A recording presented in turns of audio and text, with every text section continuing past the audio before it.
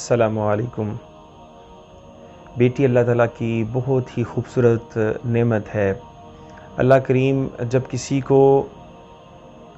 رحمتوں سے نوازنا چاہتے ہیں تو اس کو بیٹی عطا کرتے ہیں، اور اللہ تعالیٰ قرآن میں فرماتے ہیں اسی حوالے سے کہ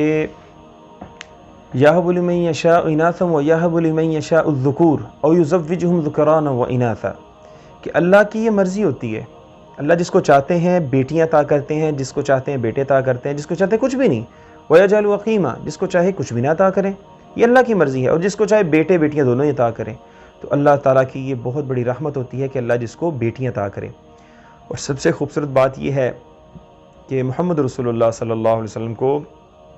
اللہ رب العالمین نے ایک نہیں چار بیٹیاں عطا کی تھیں، اور نبی صلی اللہ علیہ وسلم ان سے بہت زیادہ محبت کیا کرتے تھے۔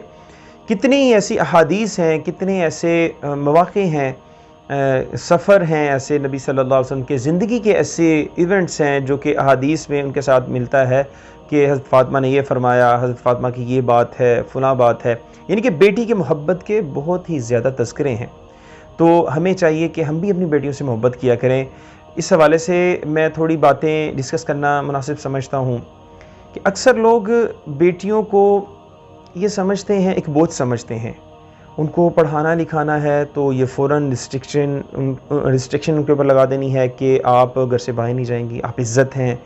آپ یہ نہیں کریں گی، وہ نہیں کریں گی۔ آن دی ادر ہینڈ بھائی ہوتا ہے، وہ ہر قسم کی وائلیشن کر رہا ہے، ہر قسم کا الٹا سیدھا کام کر رہا ہے، اس کو خواہشات پوری کی جا رہی ہیں۔ کیا کہا جاتا ہے جی؟ لڑکے ہوتے ہی ایسے ہیں، جبکہ بیٹیوں کو سمجھایا جاتا ہے آپ تو بیٹی ہو، آپ ایسا نہ کرو۔ مطلب ایک لفظ غلط کی طرح بیٹی کو ہمیشہ سے ہم یہ ٹیز کرتے رہتے ہیں، اس کو بار بار احساس دلاتے رہتے ہیں کہ بیٹی سمجھے میں why am a daughter, why am a daughter, میں ایک بیٹی کیوں ہوں، میں پیدا ہی کیوں ہوئی۔ وہ ایسی باتیں سوچنے میں مجبور ہو جاتی ہے۔ تو میں سمجھتا ہوں کہ اس میں اسلام نے بیٹی کو جتنی عزت دی ہے وہ ہم اس کو سمجھ ہی نہیں سکے۔ ہمارے معاشرے نے اس کو غلط رنگ لے لیا ہے کہ شاید بیٹی کو ایک بہت ہی زیادہ لمیٹیشنز کے اندر، ریسٹرکشنز کے اندر، بہت ہی زیادہ روک ٹوک کے اندر رکھا جائے تو بیٹی پروان چڑھتی ہے۔ تو اس حوالے سے میں دو باتیں آپ کے سامنے رکھوں گا کہ کن دو صورتوں میں بیٹی بگڑ جاتی ہے،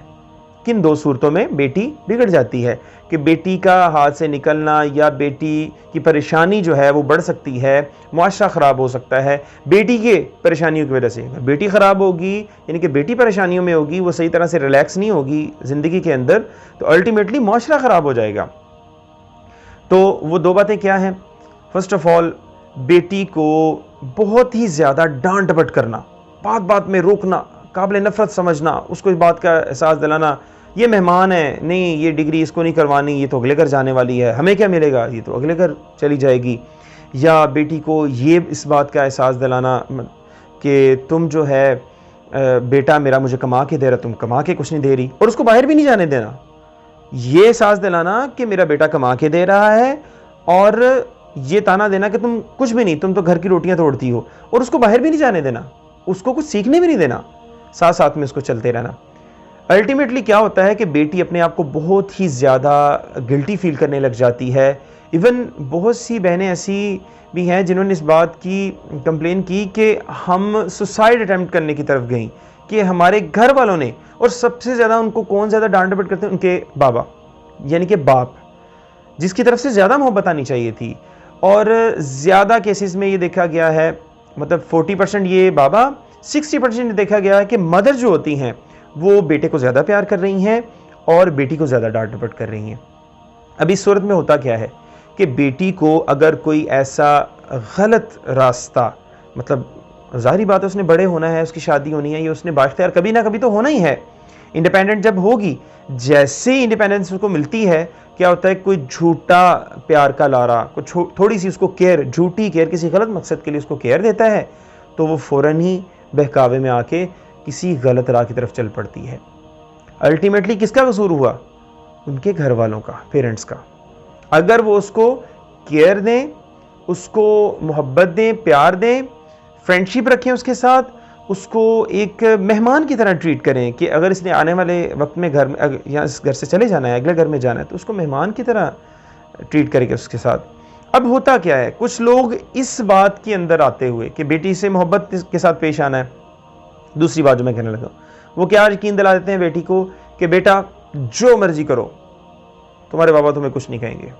بیٹی کو اس بات کا یقین ہو جاتا کہ میرے بابا نے تو کچھ نہیں کہنا, کوئی ریسٹرکشن نہیں ہے میرے لیے, کوئی لیمیٹیشنز نہیں ہے. بلکہ میں نے بہت سے پیرنٹس کو ایسے بڑے فخر کے ساتھ یہ بات کرتے ہوئے دیکھا, میری بیٹی تو بڑی بگڑی ہوئی ہے, وہ تو ہمیں بہت ہی زیادہ تنگ کرتی ہے, ساتھ ہنس پڑیں گے, مطلب بڑے فخر سے اس بات کو بتائیں گے کہ وہ تو جناب یہ جب تک اس کے سامنے یہ چیز لا کے نہ رکھی جائے وہ تو طوفان مچا دیتی ہے, وہ تو یہ کر دیتی ہے, وہ کر دیتی ہے. تو الٹیمیٹلی کیا ہوتا ہے کہ بیٹی کوئی بھی غلط قدم اٹھا لیتی ہے, کوئی بھی ایسا الٹا سیدھا کام کر لیتی ہے, حتیٰ کہ اپنی لائف کے اندر کچھ اچھا کام نہیں کر پاتی. کیا ہوتا ہے کہ میرے بابا نے تو مجھے کچھ کہنا ہی نہیں ہے, کیونکہ انہوں نے تو مجھے کہا میرے بابا ہیں, مجھے کر دیں گے سب کچھ. مطلب ان دونوں صورتوں میں بیٹی,